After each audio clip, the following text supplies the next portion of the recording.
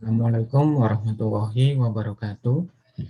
Perkenalkan, nama saya Muhammad Fatila Mikraj dengan NIM 215 150 201 111 035. Pada kesempatan kali ini saya akan menjelaskan mengenai superscalar.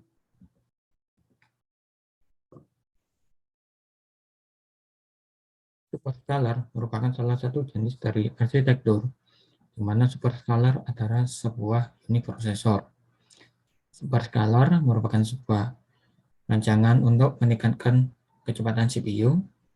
Superscalar digunakan untuk mengeksekusi instruksi umum seperti arithmetic, load or store, dan conditional branch secara independen dan secara bersamaan dalam tahap pipeline yang berbeda. Superscalar mengeksekusi 2 kali atau lebih besar operasi skalar dalam bentuk paralel. Superscalar dapat diterapkan untuk RISC dan CISC, namun dalam prakteknya lebih diterapkan pada RISC. Berikut merupakan perbedaan antara skalar dengan superskalar. Perbedaannya dengan adanya beberapa unit fungsional memungkinkan prosesor untuk mengeksekusi aliran instruksi secara paralel, satu aliran untuk setiap pipeline, sehingga meningkatkan kecepatan kerja. Jadi pada skalar, dia hanya bisa mengeksekusi satu instruksi dalam satu cycle, sedangkan pada superscalar dia dapat mengeksekusi 2 instruksi secara paralel dalam satu waktu. Kemudian cara kerja dari superscalar. Superscalar dapat mengerjakan instruksi 1 dan instruksi 2 secara paralel dengan syarat. Yang pertama adalah kedua instruksi merupakan instruksi sederhana. Yang kedua, instruksi 1 tidak melakukan proses jam. Ketiga, tujuan dari instruksi 1 bukan sumber dari instruksi 2. Dan yang keempat, tujuan dari instruksi 1 bukan tujuan dari instruksi 2. Jika kondisi di atas tidak terpenuhi, maka instruksi 1 dapat melakukan U-pipe dan instruksi 2 akan dijalankan pada cycle berikutnya atau setelah instruksi 1 dieksekusi. Kemudian perbedaan antara superscalar dan super pipeline. Super pipeline adalah pendekatan alternatif untuk mencapai kinerja yang lebih besar.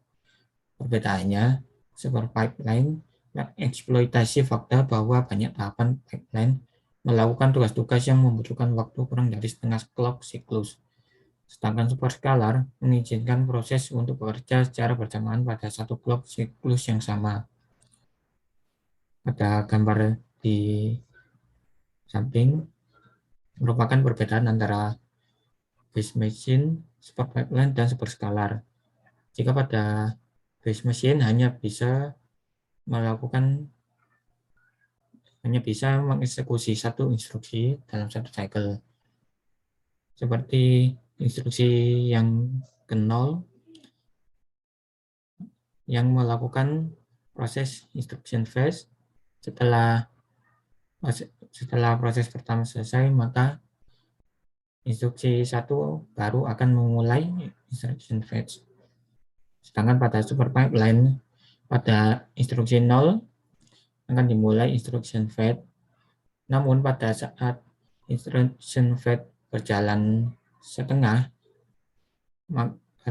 maka instruction 1 baru akan memulai mengeksekusi instruksi. Kemudian pada superscalar, dia dapat mengeksekusi 2 instruksi secara bersamaan dalam satu waktu. Kemudian terdapat beberapa tahapan dalam mengeksekusi instruksi. Yang pertama adalah instruction fetch, yang kedua adalah operation decode, yang ketiga adalah operation execution, dan yang keempat adalah result write back. Kemudian keterbatasan atau dependensi. Untuk meningkatkan instruksi level parallelism, perlu dilihat keterbatasan mendasarnya. Yang pertama adalah ketergantungan data sebenarnya atau RAW. Yang kedua adalah ketergantungan prosedural atau procedural dependency. Yang ketiga adalah konflik sumber daya atau resource conflict. Yang keempat, output dependency atau WAW. Dan yang kelima adalah anti dependency atau WAR. Perlu data dependency. Jika tidak ada ketergantungan, dua instruksi dapat diambil dan dieksekusi secara paralel. Jika ada ketergantungan, semua instruksi atau instruksi kedua harus ditunda sampai semua nilai input telah diproduksi. Seperti contoh, misalkan add R1 dengan R2, R1 sama dengan R1 ditambah R2, kemudian move R3 dengan R1, R3 sama dengan R1. Untuk R3 harus menunggu proses eksekusi dari R1, cara artian R3 prosesnya ditunda terlebih dahulu hingga R1 selesai dieksekusi. Kemudian procedural dependency. Instruksi-instruksi yang beratas secara percabangan, baik dilakukan maupun tidak dilakukan, memiliki suatu ketergantungan prosedural pada percabangan dan tidak akan dieksekusi sampai percabangan tersebut dieksekusi. Untuk konsekuensinya, kehilangan kesempatan dalam jumlah yang lebih besar pada setiap delay-nya. Kemudian resource conflict, yakni persaingan antara dua buah instruksi atau lebih untuk memperoleh sumber daya yang sama pada saat yang bersamaan. Untuk contoh sumber dayanya meliputi memori, cache, bus, register file, port, dan unit-unit fungsional lainnya. Contoh konfliknya adalah instruksi berupa dua instruksi aritmetik pada pipeline dapat dilakukan duplikasi sumber daya. Kemudian berikut merupakan gambaran dari efek dependensi. Jika tanpa dependensi, dua instruksi akan dieksekusi secara bersamaan dalam satu waktu. Kemudian pada contoh data dependensi, pada awalnya kedua instruksi akan berjalan secara bersamaan. Namun, pada proses eksekusi, pada instruksi 1 harus ditunda terlebih dahulu hingga proses eksekusi pada instruksi 0 selesai dilakukan. Kemudian untuk procedural dependency hampir sama seperti yang pertama, tetapi perbedaannya apabila kedua instruksi telah selesai melakukan proses eksekusi, maka dua instruksi berikutnya baru mulai berjalan. Kemudian untuk resource conflict sama seperti data dependency, yakni instruksi pertama akan proses eksekusi pada instruksi pertama akan ditunda hingga proses eksekusi pada instruksi ke-0 telah selesai dijalankan.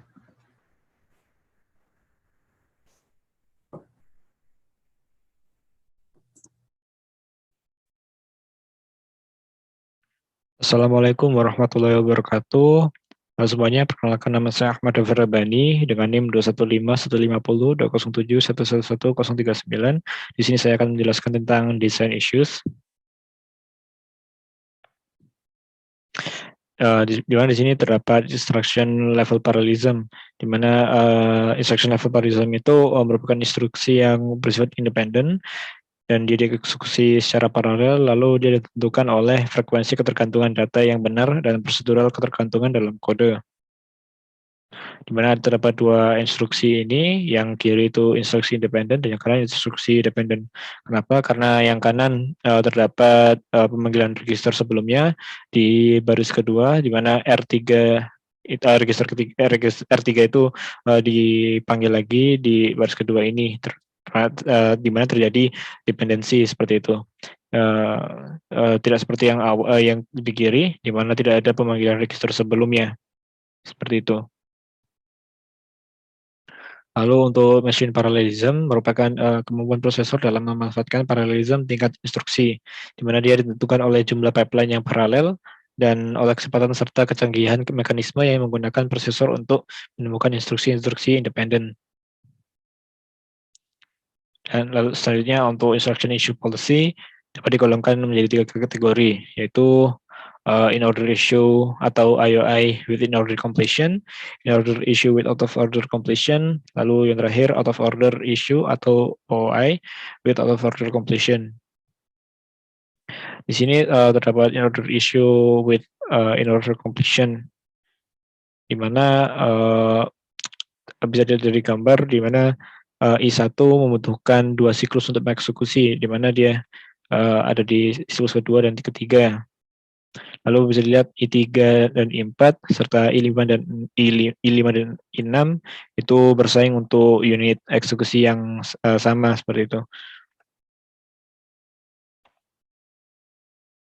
Lalu terdapat in order issue with out of order completion, di mana terdapat data dependency, bisa dilihat di siklus kedua, itu terdapat I2 itu tidak dapat dijalankan sebelum instruksi I1. Lalu di siklus ketiga, I3 itu I1 itu harus dikerjakan sebelum I3. Jadi ketika semisal I3 selesai, I1 itu akan mengoutput nilai yang salah seperti itu. Jadi I1 dulu harus kerjain. Dan yang terakhir ada out of order issue with out of order completion, di mana berbeda dengan sebelumnya. Untuk OI ini menutupi kelemahan-kelemahan IOI sebelumnya, yakni hanya akan mendekode instruksi sampai titik dependensi atau konflik, atau di mana tidak adanya tambahan instruksi decode sampai konflik teratasi. Yang banyak prosesor bisa melihat instruksi lain yang independen atau bisa diproses pada waktu itu juga. Untuk menutupi kekurangan itu, OI ini memisahkan antara decode dan eksekusi instruksi yang dikenal dengan instruction windows. Dengan konsep ini, setelah prosesor selesai melakukan instruksi decode, instruksi ditempatkan di instruction window selama buffer tidak penuh. Prosesor dapat terus fetch dan decode instruksi baru, dan instruksi-instruksi yang ada di buffer itu akan dieksekusi ketika unit fungsi di pipa stage itu ada gitu atau kosong. Pada gambar yang di sini mengilustrasikan bahwa untuk setiap masing-masing 3 cycle pertama yang di decode itu, 2 instruksi di fetch dan di decode dalam stage. Pada setiap cycle, 2 instruksi bergerak dari decode ke buffer atau instruction window. Dalam contoh ini memungkinkan untuk mengeluarkan I6 terlebih dahulu sebelum I5. Dan demikian satu cycle menyimpan ke execute dan rollback stage.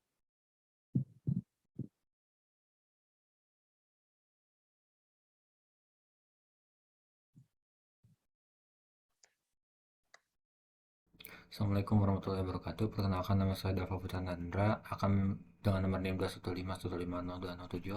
215-150-207-111049 akan menjelaskan mengenai register naming. Di register naming ini, register itu diberi nama dengan nama yang berbeda dari sebelumnya. Dan ini adalah contoh dari sebelum register naming. Jadi masih R2 R3 itu distorkan ke R1 dan R1 masih digunakan di I2. Kemudian R5 itu digunakan lagi di I3. Kemudian R1 juga digunakan lagi di I4.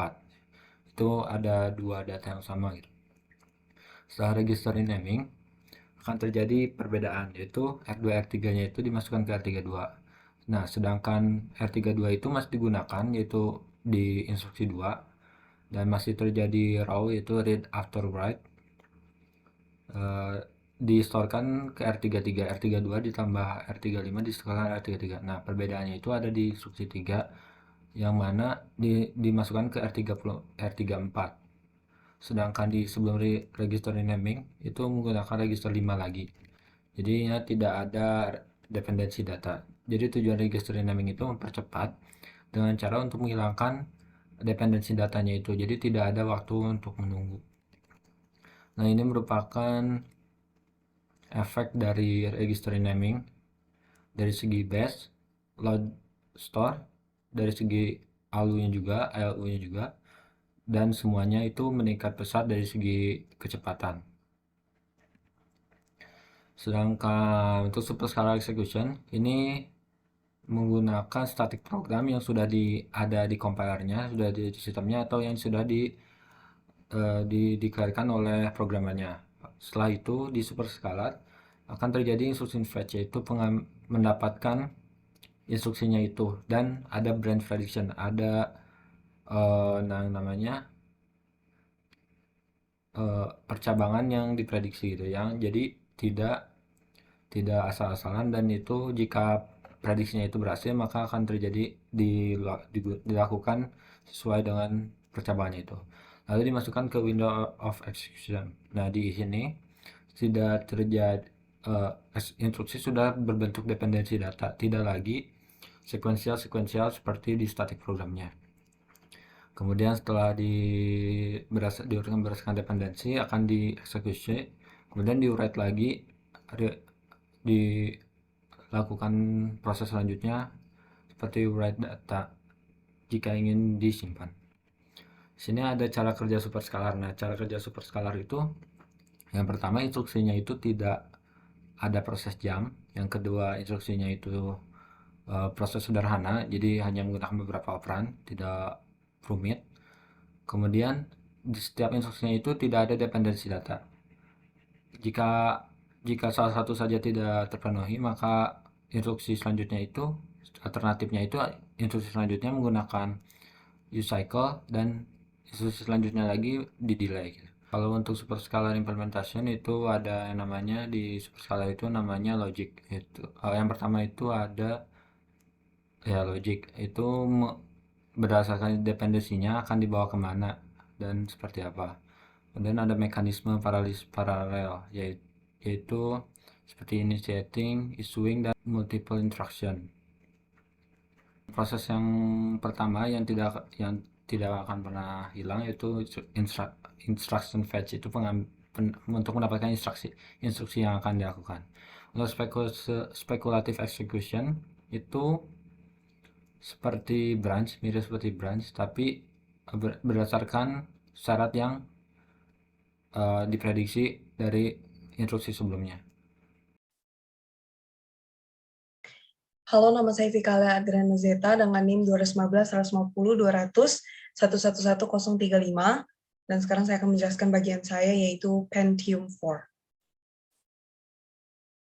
Meskipun konsep desain superscalar umumnya dikaitkan dengan arsitektur RISC, prinsip-prinsip superscalar yang sama dapat diterapkan pada mesin CISC. Mungkin contoh yang paling penting dari hal ini adalah Pentium.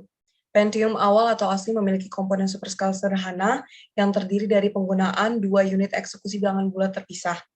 Model x86 berikutnya telah menyempurnakan dan meningkatkan desain superscalar.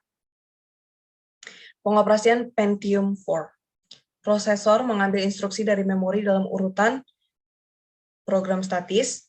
Setiap instruksi diterjemahkan ke dalam satu atau lebih tetap panjang instruksi RISC atau dikenal sebagai mikrooperasi atau microops. Prosesor mengeksekusi microops pada organisasi pipeline superscalar sehingga microops dapat dieksekusi tanpa berurutan. Prosesor menjalankan hasil setiap eksekusi microops ke prosesor register set dalam urutan aliran program asli. Penggabungan CISC bagian terluar dengan RISC bagian terdalam. Catatan, pada pipeline RISC terdapat 20 tahapan. Beberapa microops memerlukan banyak tahapan eksekusi. Pada x86 hingga Pentium ada 5 tahapan pipeline. Berikut adalah gambar Pentium 4 block diagram. Bisa dilihat secara jelas. Dengan keterangan AGU, Address Generation Unit, BTB Branch Target Buffer, DTLB Data Translation Leukocyte Buffer, ITLB Instruction Translation Leukocyte Buffer. Berikutnya ini adalah Pentium 4 pipeline. Ya, berikutnya ini adalah Pentium pipeline operation. Bisa dilihat ada banyak macamnya. Untuk penjelasannya langsung ke slide berikutnya. Tahapan pertama, generation of micro operations.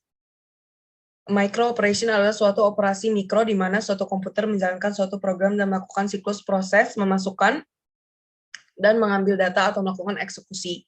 Jadi fetch atau execute cycle. Berikutnya trace cache next instruction pointer. Pada tahap ini trace cache-nya Pentium 4 mengambil logika untuk mendapatkan pointer ke instruksi selanjutnya. Pentium 4 menggunakan strategi prediksi cabang dinamis. Berikutnya trace cache fetch. Pada tahap ini mengambil instruksi dari trace cache yang akan dikirim ke mesin eksekusi. Micro-ops diambil secara berurutan berdasarkan trace cache. Berikutnya drive. Ini adalah tahap pertama dari 2 tahap drive pada pipeline-nya Pentium 4. Masing-masing ditujukan untuk menjalankan sinyal dari satu bagian prosesor ke bagian selanjutnya. Karena Pentium 4 jalannya sangat cepat, maka digunakan tahap pipeline agar sinyal-sinyal tersebut menyebar di seluruh chip. Berikutnya allocate, register renaming. Pada tahap ini mengatur alokasi sumber daya register microarchitectural, register renaming yang berfungsi untuk mengurangi konflik yang terjadi dengan menambah register pada microarchitecture daripada di instruction set. Berikutnya micro-op queuing, 2 antrian. Antrian pertama operasi memori atau muatan dan penyimpanan, dan antrian untuk micro-ops yang tidak melibatkan referensi memori. Micro-ops ditahan sampai ada ruang dalam penjadwal. Setiap antrian mematuhi aturan FIFO atau first in, first out. Micro-ops scheduling and dispatching, penjadwal bertanggung jawab untuk mengambil micro-ops dari antrian dan mengirimnya untuk dieksekusi. Jika unit eksekusi yang dibutuhkan tersedia, maka penjadwal menjemput micro-ops dan mengirimkannya.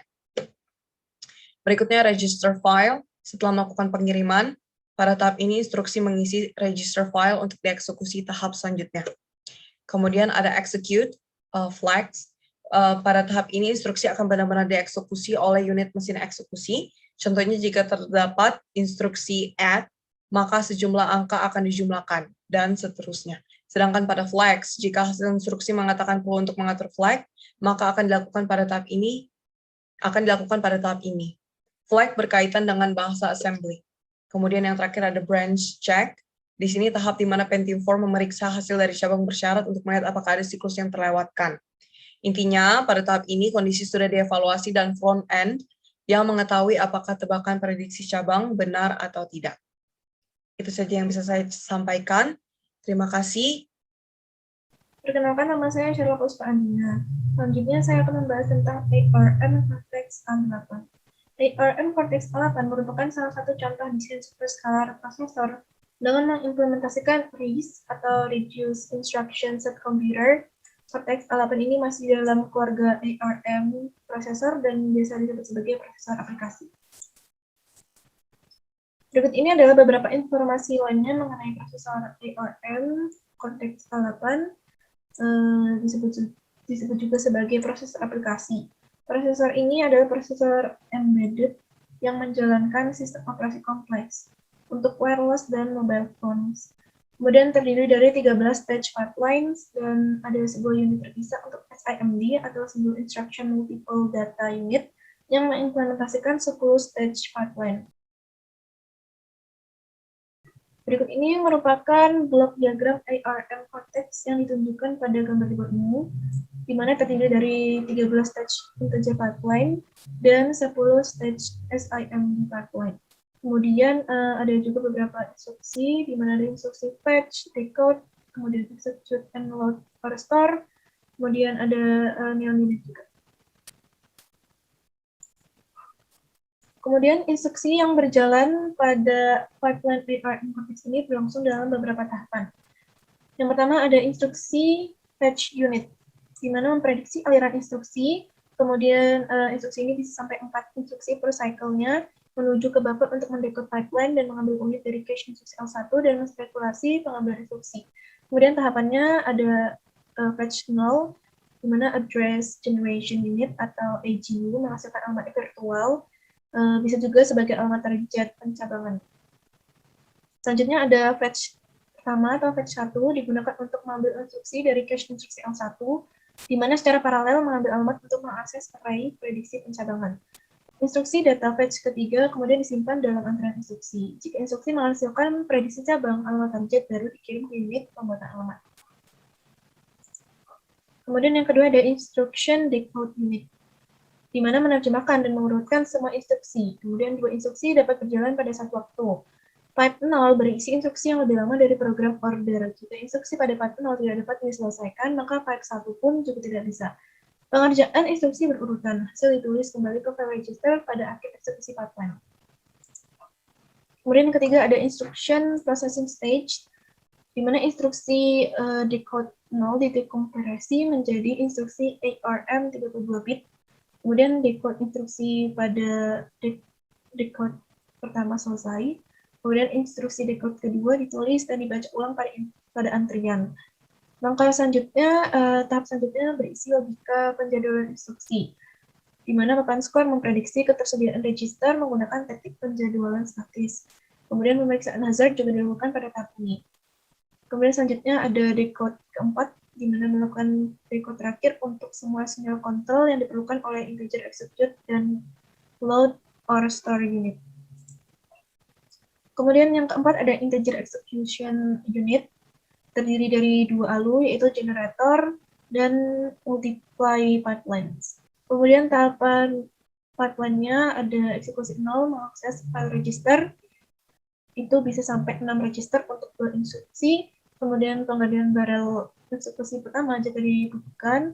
Kemudian eksekusi kedua, ALU melakukan waktunya. Di eksekusi ketiga jika dibutuhkan melengkapi aritmatika saturasi. Di eksekusi keempat, setiap perubahan dalam aliran kontrol diprioritaskan dan diproses. Kemudian untuk eksekusi kelima, hasil ditulis kembali ke file register. Kemudian yang kelima ada load or store pipeline, di mana ini berjalan paralel dengan pipa integer. Tahapannya yang pertama ada eksekusi pertama itu alamat memori dihasilkan dari basis dan integer dan register index. Eksekusi kedua, alamat diterapkan ke array cache. Eksekusi ketiga, dalam kasus load, data dikembalikan dan diformat untuk diteruskan ke unit ALU atau mul. Sedangkan dalam kasus store, data diformat dan siap untuk ditulis ke dalam cache. Di eksekusi keempat, melakukan pembaruan ke cache L2 jika diperlukan. Kemudian di eksekusi kelima, hasil instruksi ARM ditulis kembali ke dalam file register. Berikut ini adalah instruksi yang berjalan pada SIMD dan floating point pipeline, di mana SIMD dan instruksi floating point ini dapat melewati integer pipeline. Diproses terpisah pada 10 stage pipeline. Unit ini disebut juga sebagai unit neon, menangani instruksi SIMD yang dikemas dan menyediakan dua tipe dari floating point. Sekian presentasi dari kami. Kurang lebihnya mohon maaf. Wassalamualaikum warahmatullahi wabarakatuh.